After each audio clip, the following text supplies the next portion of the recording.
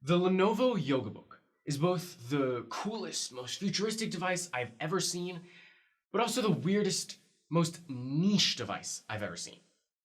It's an Android tablet with a secondary touchpad that has a virtual keyboard connected by a 360-degree hinge, as if it was trying to be a laptop or some sort of hybrid thing. Now, as cool of a concept as it seems to be, when it came out and even now, people aren't quite sure what or who this device is supposed to be for. So, in this video, I'm going to attempt to answer the question, what the f is this thing trying to be?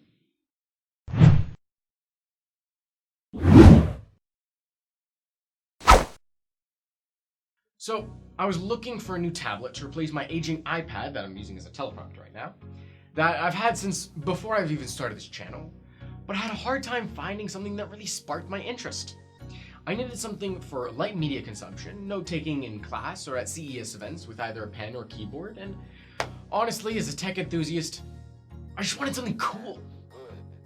Then I remembered the YogaBook. It's an Android tablet with a 10.1-inch 1920 by 1200p screen, but its catch was not the screen, not by far, but instead the secondary touchpad. Yes, this tablet has a second tablet connected to it. It acts kind of like those Wacom tablets that you can draw on but doesn't have a screen, and it also has a backlit touch keyboard that Lenovo is calling a Halo keyboard, but more on that later. So it's clearly trying to position itself as a tablet that can act like a laptop, which is, to be honest, kind of what I was looking for. It's small and ultra lightweight, like a tablet, and you can use it like one if you bend it back, but it can also hold itself up like a laptop and can be used like one as well. But as this hybrid device, is it good enough at either one to be worth considering? Let me first get the boring stuff out of the way.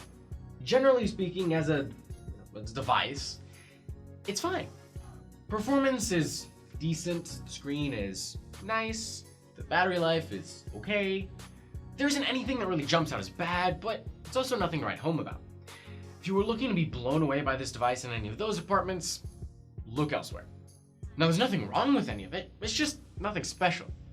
I don't have any issues using it daily, but it didn't wow me like my OnePlus 6 did. It's fine. Although, actually, build quality is pretty good, and Lenovo didn't skimp out on accessories, but more on that later. None of that stuff is really what's meant to set this device apart, obviously, so let's talk about what does. The book part. What is it like to use with its second touchpad? Surprisingly, it's great. Now, you're probably thinking, typing on that fake keyboard must be awful. It's actually not. Now, I wouldn't recommend writing any essays on it, but I was able to write this script no issue. Yes, I would prefer a tactile keyboard, as would anyone, but this isn't that bad. It provides haptic feedback when you press a key, and I don't find myself making many more mistakes than I would on a regular keyboard. Once you get the hang of it and you know what to expect, it's definitely usable. Now, the same can't be said about that trackpad, which is just awful. It's super buggy, registers false clicks or presses or whatever a lot, and can't do things like click and drag. After the first day, honestly, I just stopped using it, relying instead on the touch screen. I mean, it's still an Android tablet after all.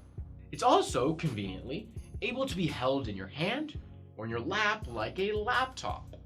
Now, most tablets' keyboard cases don't quite support the device itself, or if they do, only at a certain angle, or something like that. But this one can do it on its own, and the hinge gives you the flexibility to have whatever angle you want on whatever surface you want.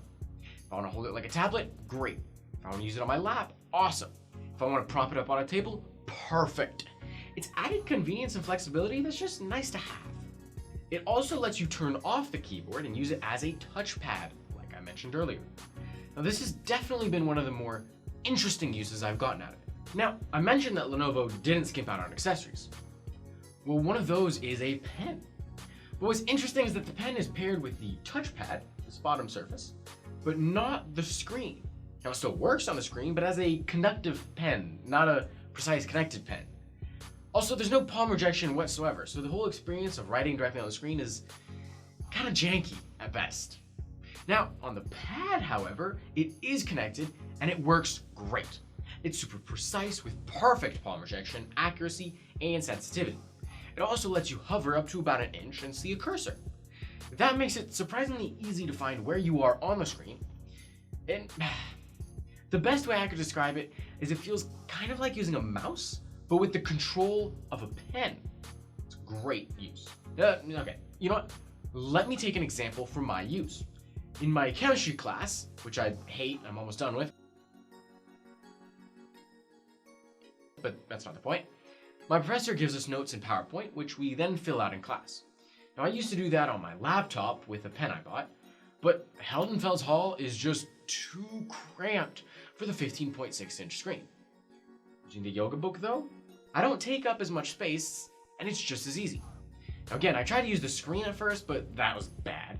So now I have the device propped up like a laptop, and I just draw on the bottom pad, and it works great. Now, another accessory that's included is a paper notepad, along with replaceable nibs for the pen that actually have ink in them. Now, yeah, you can actually write with the pen and ink on paper, and as long as it's on top of the pad, it will transcribe it all digitally. It's pretty cool, it works, but honestly, this use case is a bit more of a stretch. I don't really see myself using it, but it's nice that you can and that it's included, so good job, Lenovo. Now, the software, I originally had a lot more to say, but honestly, it's Android 7.1.1 Nougat, which, yes, it's old, but honestly, what are you expecting for an older niche device that it'd sell? At least it has Nougat's native multitasking features, which are nice to use. The skin isn't too bad, it looks fairly stock, except for the taskbar style navbar, which is actually a nice touch when using it in laptop mode. Other than that, it's regular old Android, which is why that's all I'm gonna say about it. Now, the original software, the one I was gonna talk more about, had a windowed mode for apps, but that was honestly super buggy and not super useful. And since it's been updated to Nougat, that's gone. Honestly, split screen is the most you ever need on here. If you do need to use more, then maybe this device isn't for you. Now, moving on from the software, the thing that really confuses me though is the I/O. Now, the right side is fine, headphone jack, volume, power, no biggie, perfectly acceptable. But the left side has micro USB, a SIM SD tray, and a mini HDMI. Okay, so the SIM SD tray, that's fine. That's nice to have, actually. But micro USB, I mean, even in mid-2016, USB-C all the things. This is just unacceptable and borderline stopped me from even getting this device. And mini HDMI? Why? Okay, to be honest, that's my biggest gripe when it comes to the Yoga Book right there. The I/O, this left side, those two ports are just weird. Overall, it's a weird device, actually, but it actually fits my needs very well, surprisingly enough. Which leads us to the final answer to the question of what this device even is. You ready? This is the device for people who need a tablet, but need to do the work of a laptop. Now, I'm not gonna be video editing or programming on this thing, but for like media consumption, studying, note-taking, it's the perfect device. It's the convenience of a tablet with the features of a laptop, and it rides that line pretty well, in my opinion. Now, if you're just looking for a tablet, you can probably do better. And if you need to get serious work done, then maybe look for a real laptop. But if you want a secondary device that's smaller than your laptop, but more productive than a tablet, then the Lenovo Yoga Book may just be the right choice for you. Well, anyways, that's it for this video. I hope you guys enjoyed. If you did, don't forget to leave a like and leave a comment if you have any thoughts or experiences with the Yoga Book. As always, subscribe to see more cool videos like this one. Follow me at Solid State Tweet for the first updates on absolutely everything. And as always, I will see you guys in the next one.